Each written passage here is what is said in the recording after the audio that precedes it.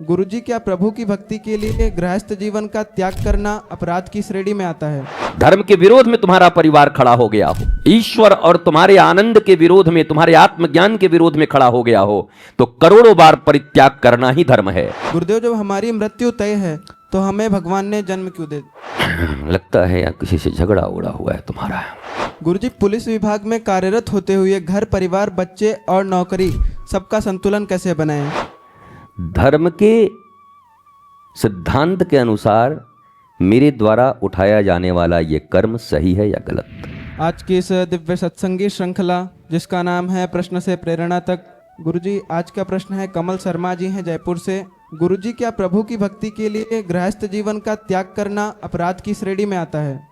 कृष्णाय वासुदेवाय हरये परमात्मने प्रणतः क्लेशनाशाय गोविंदाय नमो नमः। प्रभु की भक्ति में गृहस्थ जीवन का त्याग करना अपराध की श्रेणी में आता है क्या? कई प्रश्न ऐसे होते हैं जिसमें ये पूछा जाता है कि प्रभु की भक्ति के लिए गृहस्थ में ही रह जाना अपराध है क्या? दो प्रकार के लोग हैं इस दुनिया में। गृहस्थ जीवन छोड़ना, गृह का अर्थ आपको पूर्व में बताया गया है, स्थित होने का अर्थ आपको पता है, और प्रभु की भक्ति अर्थात उस विराट से जुड़ना, और उसकी पहली कड़ी है स्वयं की आत्मा को रूप में अपने आप को रिकॉग्नाइज करना। मैं केवल देह नहीं हूँ, आत्मा हूँ। अगर हमारे शास्त्रों की बात करेंगे तो सैकड़ों ऐसे उदाहरण हैं जिसमें घर छोड़कर जाकर प्रभु की भक्ति किया उन्होंने।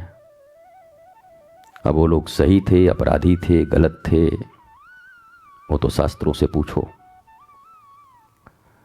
और सैकड़ों हजारों ऐसे उदाहरण हैं जिन्होंने गृहस्थ जीवन में ही प्रभु की भक्ति की, प्रभु की प्राप्ति की, आप्ति की। अब उनसे पूछो कि वो गृहस्थ का त्याग न करके पाप किए कि अपराध किए। जब तुम्हारे मन में ऐसे प्रश्न हैं तो तुम्हारे शास्त्रों के विषय में भी थोड़े बहुत ज्ञान तो होंगे, कथा इत्यादि सुनते होंगे। चाहे कलिकाल के भक्त हों, चाहे त्रेता, सतयुग, द्वापर, इसके विषय में भी तुम्हारी जानकारी होगी ही टीवी के इस युग में और इंटरनेट के इस युग में। और तुम आध्यात्म की ओर चल रहे हो, इतना ज्ञान न हो ऐसा तो मैं मान नहीं सकता। इसलिए प्रश्न तुम्हारे मन के किस कोने से, देश काल परिस्थिति के अनुसार उत्पन्न हुई है, पहले उसका तुम मीमांसा करो कि ये प्रश्न किस कारण से तुम्हारे भीतर उत्पन्न हुआ है। अगर ठीक ठीक उस कारण को तुम समझो और वही ठीक कारण अपने गुरु के सामने जाकर रखो तो तुम्हारी मीमांसा और अच्छी हो जाएगी। मनुष्य को अपने व्यक्तिगत निजी प्रश्न को कभी भी राष्ट्र से, समाज से और पूरी प्रकृति से जोड़कर नहीं पूछना चाहिए। यह मनुष्य की लोमड़ीपना है, इसको लोमड़ीपना बोलते हैं, चालाकी। तुम्हारा सीधा प्रश्न क्या है? कौन सी ऐसी परिस्थिति उत्पन्न हो गई कि गृहस्थ जीवन छोड़ने के लिए तुम्हें कोई मजबूर कर रहा है और तुम छोड़ना नहीं चाहते? इसलिए तुम शास्त्र से एक प्रमाण मांग रहे हो कि मैं जो कर रहा हूं वो शास्त्र प्रमाणित है, बहुमत में हूं मैं, सरकार बनाना चाहते हो। अपने मन से ही प्रश्न करो पहले कि तुम्हारा मन कितना कपटी है, किस कपटता के साथ इसने ये प्रश्न को सार्वभौमिक रूप से जोड़ दिया, जबकि ये तुम्हारी निजी समस्या है। वैसा गुरुजी, किसी की इच्छा की पूर्ति करना पाप है या पुण्य है? अभी आदमी कितना खतरनाक होगा समझो। ये किसी की इच्छा पूर्ति करना, कोई आतंकवादी हमारे देश को समाप्त करना चाहता होगा, उसकी इच्छा होगी, और इसको ब्राइबरी ले करके आईएसआई का एजेंट बन करके देश को बर्बाद करना होगा पैसे के लिए। तो इसका शास्त्रीय प्रमाण मांग रहा है कि किसी की इच्छा पूर्ति करना अच्छी बात है या बुरी बात है, पर यह संदर्भ को नहीं बताता। तुम्हारे शास्त्रों में जितनी भी सूत्र लिखे गए हैं या कथाएं लिखी गई हैं, सिद्धांत और दृष्टांत अलग अलग होते हैं।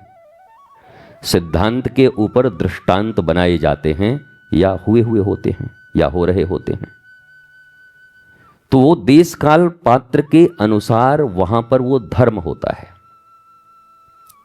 पर ठीक रामावतार में किए गए भगवान श्री राम और किसी और व्यक्ति के प्रति उनका व्यवहार आज के इस स्टेज में धर्म होगा या अधर्म होगा, ये तुम्हारे आज के विवेक पर निर्भर करेगा कि आज का देश, आज का काल और आज की परिस्थिति और पात्र कौन सा है।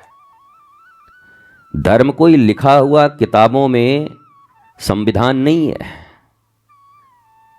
वो तो परम धर्म, जिसे श्रीमद् भागवत में गोकर्ण उपाख्यान में धर्मम भजस्व सततम त्यज्य लोक धर्मान सेवस्य साधु पुरुषान जहि काम तृष्णाम। परम धर्म पहले भी वही था, आज भी वही है और अनादि काल तक, जब तक ये सृष्टि रहेगी तब तक वही रहेगा। परंतु लौकिक धर्म सतयुग में कुछ और था, त्रेता में कुछ और था, द्वापर में कुछ और था, आज अभी कुछ और है और कल कुछ और हो जाएगा। It's always changing. ये हमेशा परिवर्तित होता है।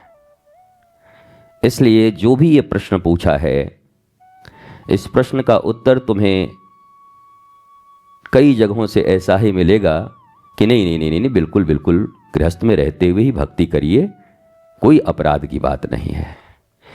ये तो सर्वविदित है।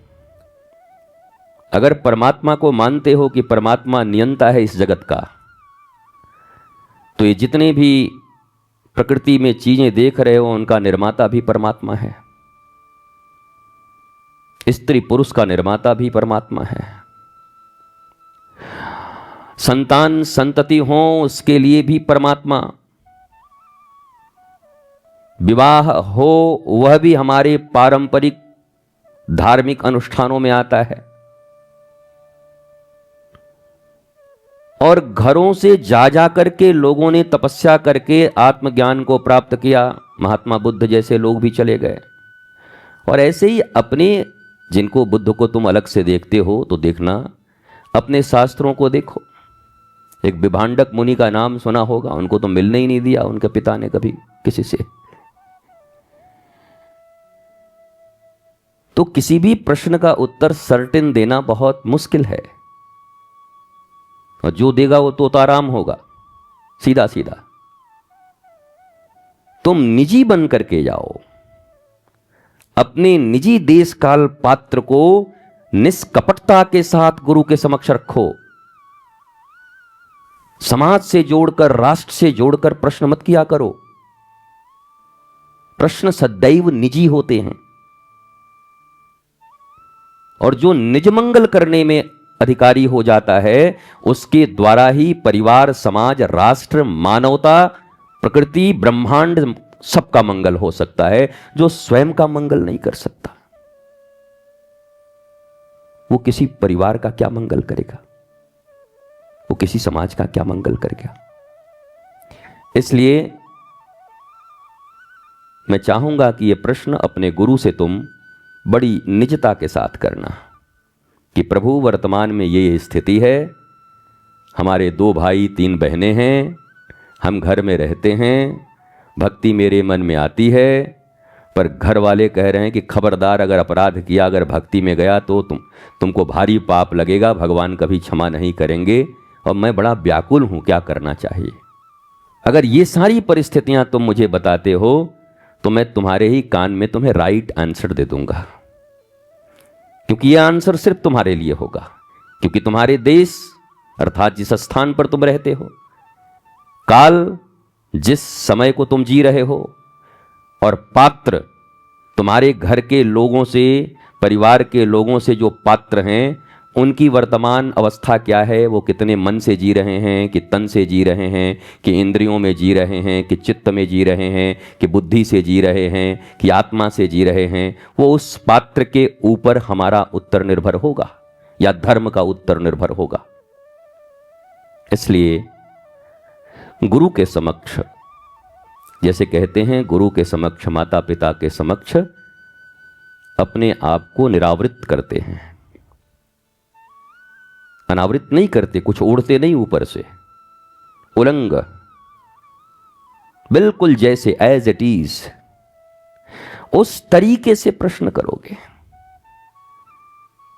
क्योंकि संत हो, गुरु हो, वो हैं तो गुरु, इतना तो समझते होंगे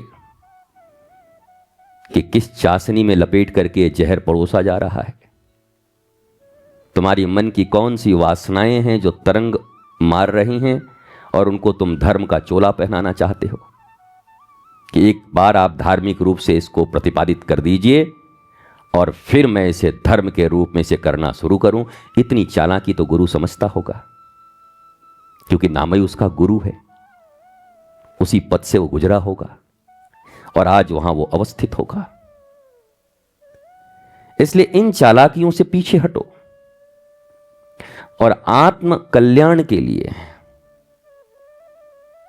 निरावृत होकर आकर पूछो कि वर्तमान स्थिति में ऐसी ऐसी है और मेरा मन नहीं है घर छोड़ने का, या मेरा मन है घर छोड़ने का। तो तुम्हें देश काल पात्र के अनुसार वो बता देंगे कि बेटा चिंता मत कर, तू घर में ही रह के प्राप्त कर लेगा, और 20 उदाहरण तुम्हारे सामने दे देंगे।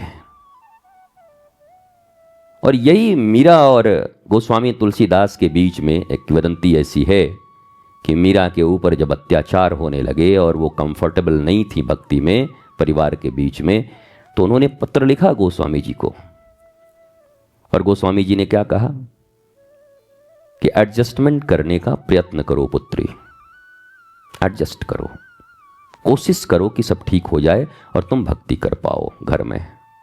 फिर दूसरी बार लिखा कुछ महीनों के बाद, बहुत कठिन है, फिर कहा बी एडजस्ट, एडजस्टमेंट करो, परिस्थितियां बनाओ कि तुम भक्ति कर सको। परंतु मीरा ऑनेस्ट हैं, ईमानदार हैं।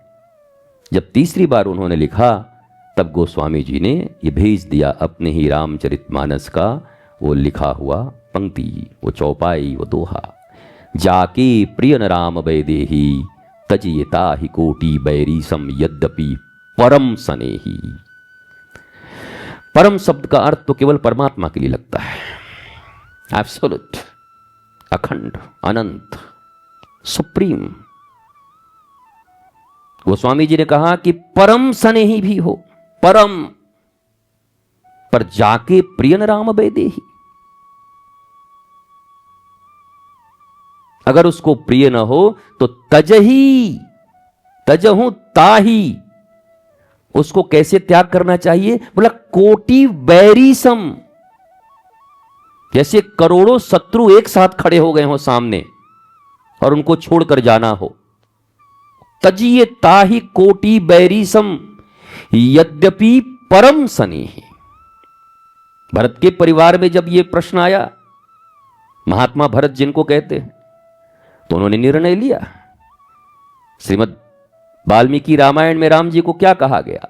रामो विग्रहवान धर्म, राम चलते फिरते विग्रह के रूप में धर्म ही हैं और किताबें पढ़ने की जरूरत नहीं है। राम चल रहे हैं, समझो धर्म चल रहा है, राम बैठे हैं, धर्म बैठा है।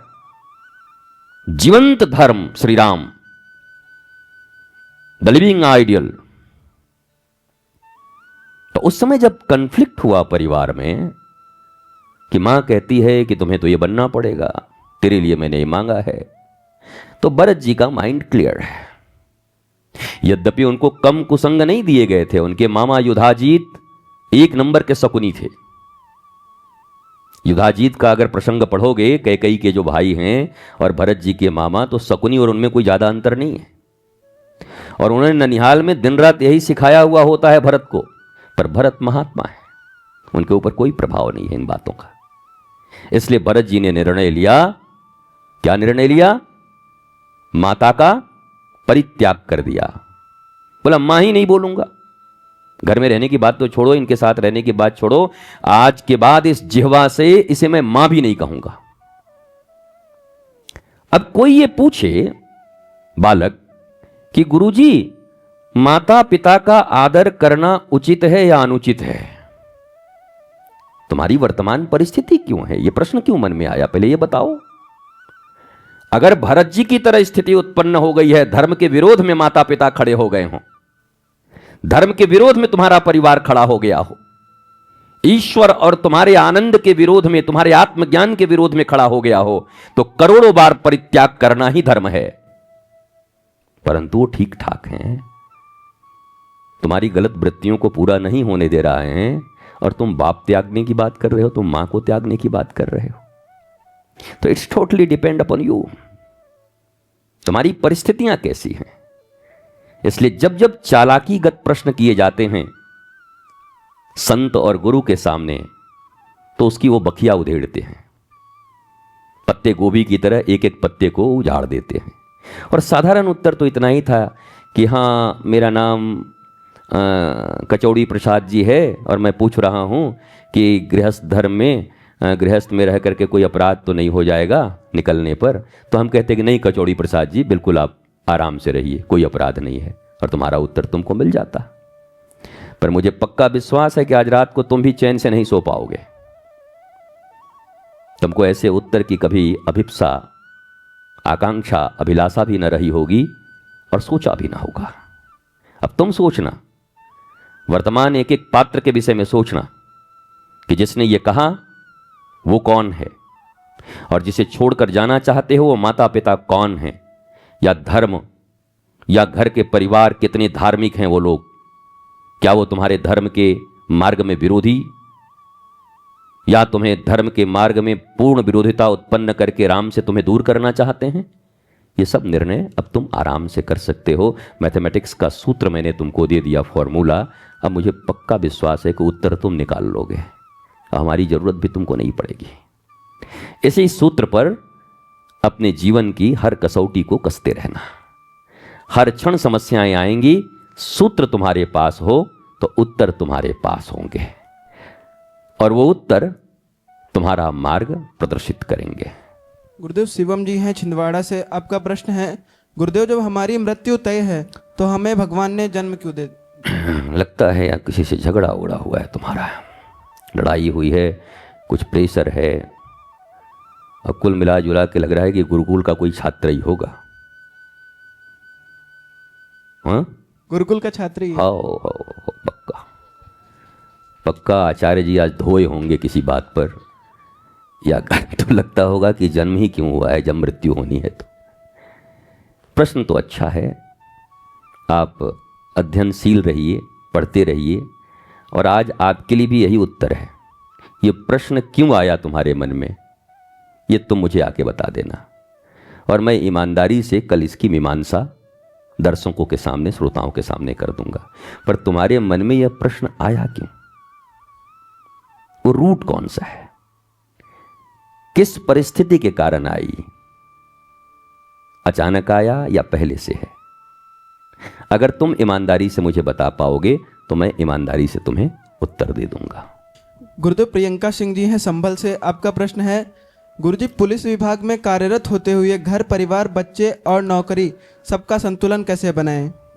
हाँ, पहले से ही बनता आ रहा है। भगवान राम जी के ज़माने में भी सैनिक रहा करते हैं, सैन्यकर्मी रहा करते हैं, राज दरबार में कर्मचारी रहा करते हैं, और रामराज बड़ा अच्छा माना जाता है। दैहिक दैविक भौतिक त्यापा, राम राज काहू न व्यापा।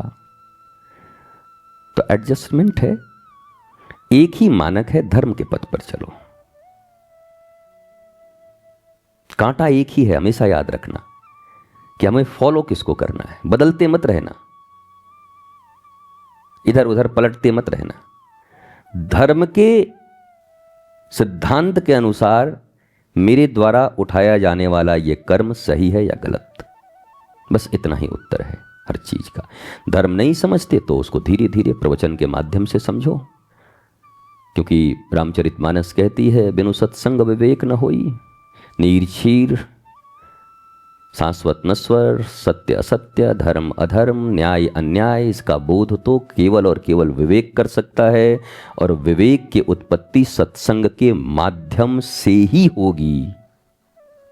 तो सत्संग तुम्हें निरंतर करना है, सत्संग करते रहिए, और सत्संग भी एक ही धारा में किया करो। वो टीवी के सत्संग से काम नहीं चलेगा।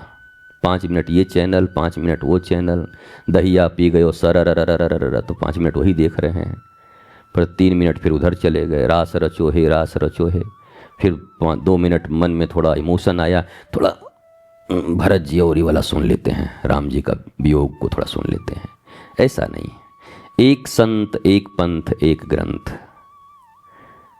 संसार में जितने लोगों ने भी, हमारे आदि ऋषियों ने, महर्षियों ने अपने लक्ष्य को प्राप्त किया, उन्होंने ये तय किया था कि मुझे किसको फॉलो करना है, मुझे किससे सीखना है।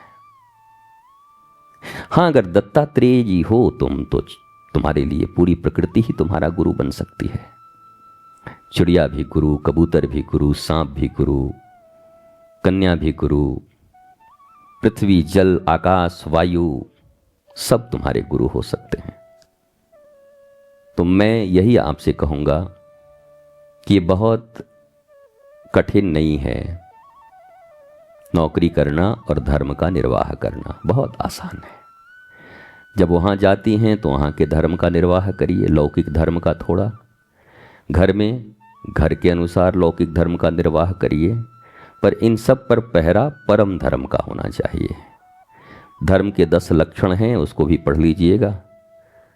वो लक्षण अगर फिट बैठ जाएं तो लौकिक धर्म का पालन करते रहिएगा, और धर्म के परम जो लक्षण हैं वो लौकिक धर्म से मेल नहीं खा रहे हों तो उस लौकिक धर्म का परित्याग कर दीजिएगा। जैसे भरत जी ने महतारी का, माता का त्याग किया, प्रहलाद ने पिता का परित्याग किया, तो आप भी ऐसा कर लीजिएगा। आप स्वस्थ रहिए, मस्त रहिए, व्यस्त रहिए और थोड़े जबरदस्त रहिए। जीवन में मुस्कुराना सीखिए, मंथराओं से दूरी बनाना सीखिए। जहाँ सत्संग और सद्गुरु उपलब्ध हों वहाँ के प्रति अनुराग जगाने का प्रयत्न करिए। मन नहीं लगता तो लगाने का प्रयास करिए, क्योंकि जरूरी नहीं कि मन अभी जिस दिशा में जा रहा हो और इस दिशा में आ ही जाए। पर जो बात अपने छोटे से बच्चे को समझाते हैं, हमने एक फिल्म देखी थी, उसमें एक गाना था कि दिल तो बच्चा है जी। तो जैसे अपने बच्चे को समझा लेते हो, आग मत पकड़ो, सड़क पे मत जाओ, बर्फ़ मत खाओ, टोपी पहनो, नंगे पाँव मत चलो, किसी से चॉकलेट लेके मत खाया करो। ऐसा लगता है पूरा संविधान पढ़ा रहे हो बच्चे को, और बच्चा भी देखता है कि बड़ा खतरनाक ब्रिटिश आदमी लगता है, 24 घंटे मेरे ऊपर शासन करता रहता है। छोटे बच्चे को ऐसा ही लगता है, और तुम संविधान बता रहे होते हो। तो वही संविधान अपने मन को भी बताया करो, क्योंकि दिल तो बच्चा है जी।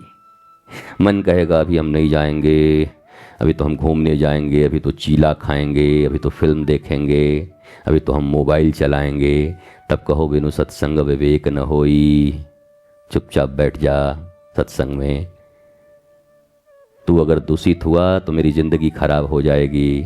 मन से बात करो, तुम मन नहीं हो, मन अलग है, तुम अलग हो। जब किसी ने अपने आप को मन माना तो बर्बाद हुआ। मन से बातें किया करो। जरूरी नहीं कि बातें करने के लिए 2 आदमियों की आवश्यकता होती है।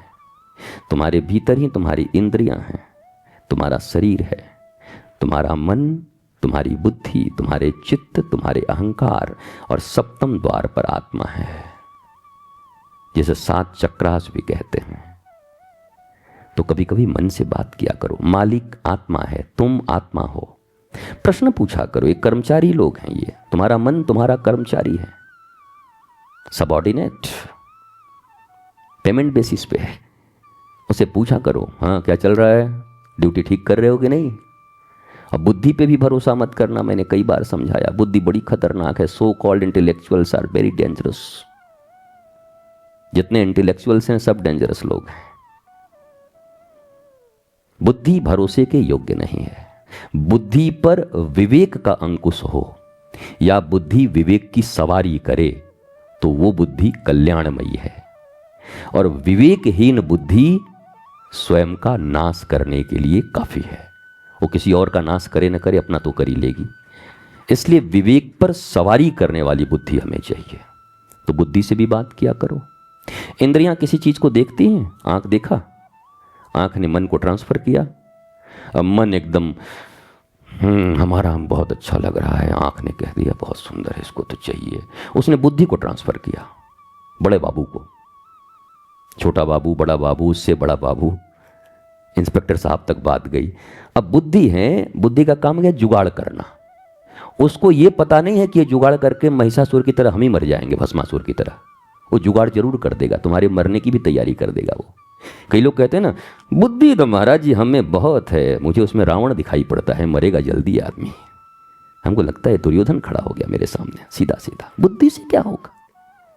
बुद्धि का काम केवल जुगाड़ करना है, उसका निर्णय करना काम नहीं है कि ये तुम्हारे लिए हितकर है या अहितकर है, ये राष्ट्र के लिए हितकर है या अहितकर है, ये तुम्हारे परिवार के लिए हितकर है या अहितकर है। उसका काम है एन केन प्रकारेण झूठ सच छल प्रपंच साम दाम दंड भेद से उस चीज को हासिल कर लेना, और वही मौत का कारण बन जाएगी, वही दुख का कारण बन जाएगी, वही डिप्रेशन का कारण बन जाएगी।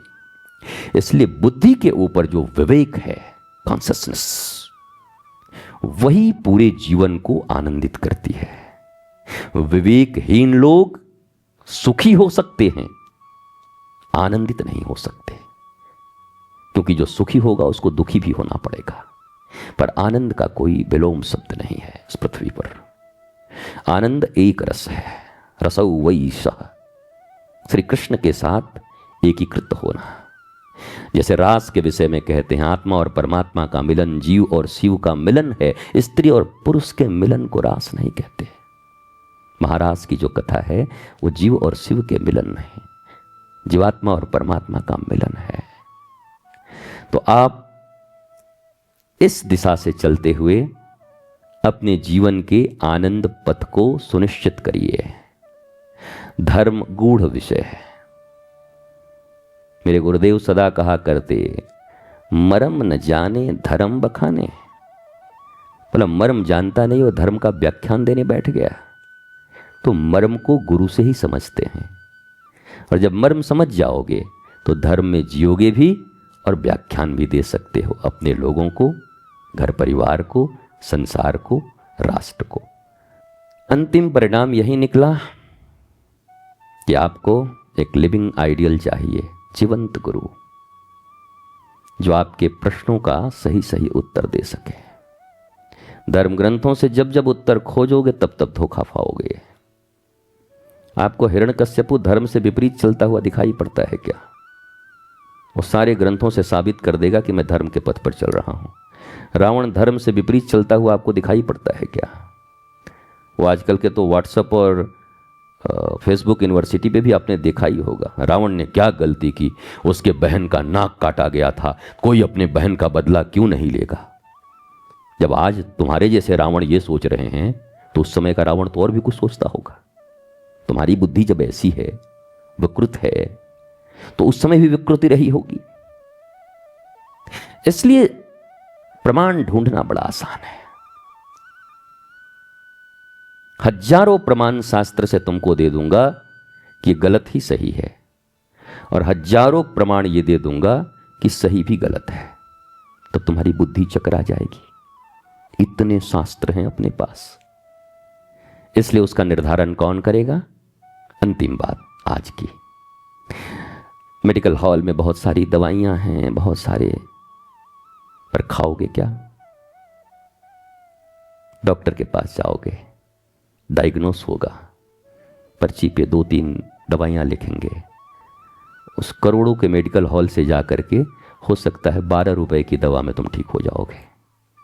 पर कोई कहे बड़े आदमी हैं, 12 रुपया, सबसे महंगा निकाल तो दवाई कितने का है? बोले 10,000 रुपये। बोले निकाल 20 गोली, और लेके भक्क से ऐसे मारे और खा जाए, तो उसके बाद तो 4 आदमी को फिर निकलना ही पड़ेगा बांस लेके, राम नाम, मरेगा ही, फिर दूसरा तो कोई उपाय है नहीं उसका। तो जैसे उस मेडिकल हॉल में बहुत सारी दवाइयां हैं, पर कौन सी, कैसे, कब ग्रहण करना है ये तुमको पता नहीं है। वो तुम्हारे भीतर को जो डायग्नोस करेगा, पैथोलॉजिस्ट और डॉक्टर जो पढ़ के आया है कि अच्छा ये कमी है, डिफिशियंसी, तो इसको ये देना चाहिए, फिर तुम स्वस्थ हो जाओगे। ये रामचरितमानस, ये महाभारत, ये वेद, ये शास्त्र, ये पुराण, ये उपनिषद, ये स्मृतियाँ, ये जितने भी हैं, ये सब तुम पढ़ लोगे तो पगला भी जाओगे। ये सब मेडिकल हॉल हैं। You have to come. कहाँ? डॉक्टर साहब के पास। कौन है वो? सचिव, वैद्य, गुरु। वैद्य कौन है? गुरु। गुरु के पास आए, रोग को व्यक्त किया, उन्होंने डायग्नोस किया पैथोलॉजी में, इसका मन ये कह रहा है। उसके बाद उन्हीं शास्त्रों से एक श्लोक, 2 श्लोक, एक नीति निकाल के दे दी कि बेटा तुम ये काम करना, तुम स्वस्थ हो जाओगे, और तुम 12 रुपए के दवाई में स्वस्थ हो जाओगे, और सारे शास्त्रों में माथा मारते रहोगे तो रावण की तरह एक दिन मारे जाओगे। इतना आसान नहीं। इसलिए एक संत, एक पंथ, एक ग्रंथ जीवन में। गुरु वचनों को रखना संभाल के, एक एक वचन में गहरा राज है। हो जिसने जानी है महिमा गुरु की, उसका डूबा कभी ना जहाज है। दीप जले और अंधेरा मिटे ना, ऐसा कभी नहीं हो सकता। ज्ञान सुने और विवेक न जागे, ऐसा कभी नहीं हो सकता। जिसकी रोशनी से रोशन जहान है, मेरे गुरुवर ही मेरे प्राण हैं। हो जिसने जानी है महिमा गुरु की, उसका डूबा डूबा डूबा कभी ना जहाज है। गुरु परिपूर्ण समर्पित तो हो जा, धोखा कभी नहीं खा सकता। लक्ष्मण रेखा गुरु आज्ञा की हो तो, वो रावण कभी नहीं आ सकता। अब तो होता ये हर पल आभास है, मेरे गुरुवर सदा ही मेरे साथ हैं। जिसने जानी है महिमा गुरु की, उसका डूबा कभी ना जहाज है। अंतिम लाइन।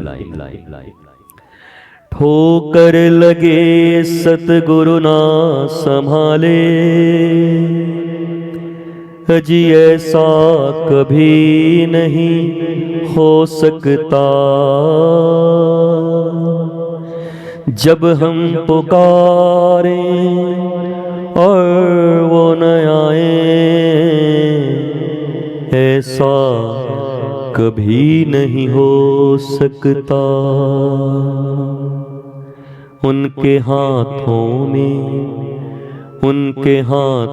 में सौंप दे हाथ तो, वो तो अंग संग तेरे साथ हैं। जिसने जानी है महिमा गुरु की,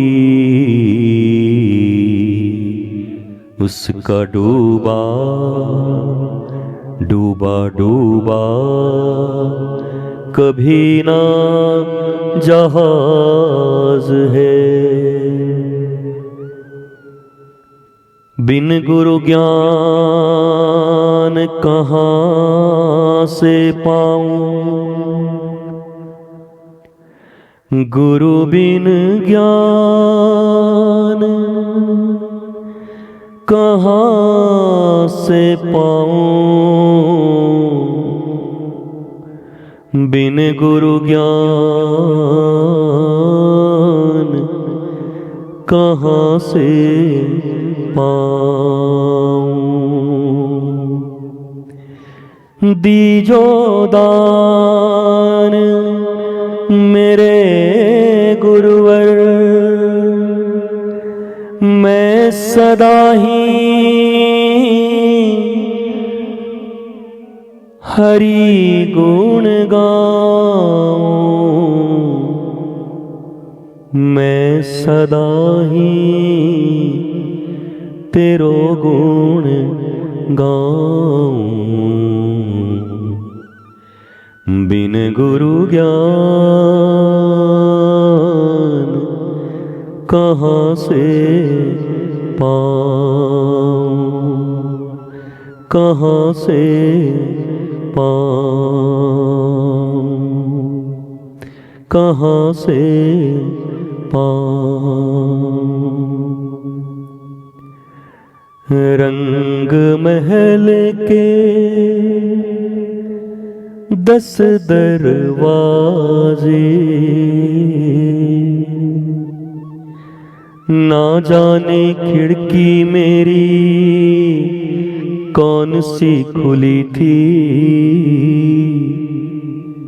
मोरे सैया मोरे प्रीतम मोरे गुरुवर निकस गए, मैं ना लड़ी थी। रंग महल के 10 दरवाजे, हायरी ना जाने खिड़की मेरी कौन सी खुली थी। मोरे प्रीतम निकस गए, मैं ना लड़ी थी। ऐसी दुल्हन से मैं तो कंवारी भली थी। मोरे सैया निकस गए, मैं ना लड़ी थी। ये रंग महल, ये शरीर है, इसमें 10 इंद्रियां ही वो 10 द्वार हैं जिनकी खिड़की अगर बेवक्त खुली रह गई, अविवेक पूर्ण, तो प्रीतम, ज्ञान, गुरु, कृष्ण कब निकल जाएगा वो कुछ पता नहीं। इसलिए इन खिड़कियों पर सत्संग का पहरेदारी लगाना। ये रंग महल के जो 10 दरवाजे हैं ना, इन पर पहरेदारी गुरु की वाणी ही करती है, इन पर पहरेदारी सत्संग ही करती है। फिर खिड़की खुली भी रह गई और पहरेदार चौकन्ना है तो जाने भी न देगा और अवांछित लोगों को आने भी न देगा। फिर एक लाइन है कि ऐसी दुल्हन से मैं तो कंवारी भली थी। जब तक गुरु न मिले, संत न मिले, वो मिले भी, उन्होंने अपनाया भी, उन्होंने दीक्षित भी कर दिया, उसके बाद भी खिड़की बेवक्त खुली रही और आत्मज्ञान से विपरीत चले गए और अपने ही जीवन को नरक बना लिया। ये गाने जिन्हें तमान और फिरोज के नहीं हैं, ये गाने इस पूरे आत्मविज्ञान के हैं, तुम्हारे जीवन के। गानों से तो दूर नहीं जा सकते, पर गुरु से ऐसी दृष्टि जरूर ले सकते हो कि तुम्हारी सृष्टि बदल जाएगी। दृष्टि ही तो गुरु देते हैं, शास्त्र देता है। हर चीज को रिसीव कैसे करना है, किस वे में, ये गुरु दृष्टि देते हैं। ये गाने भी भजन बन जाते हैं जब तुम्हारे पास गुरु का ज्ञान हो। हर चीजों को तुम आत्मज्ञान और भक्ति के लिए सीढ़ी बना लेते हो, अपना जीवन आनंदित कर लेते हो। शुभकामना वृक्ष पर आपने दीपक जलाई होगी।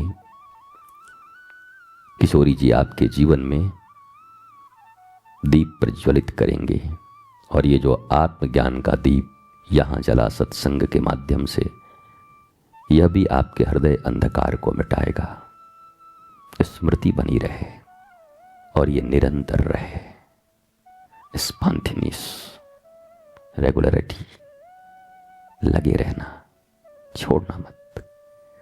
सत्संग के प्रति अपने भाव प्रगाढ़ रखना, करना ही है।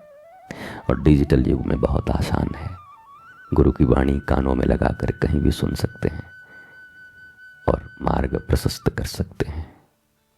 हमारे आनंदम धाम का नियम है, पहले आत्मा की खुराक, मन की खुराक सत्संग, और फिर इस शरीर की खुराक, पेट की खुराक लाडली प्रसादम।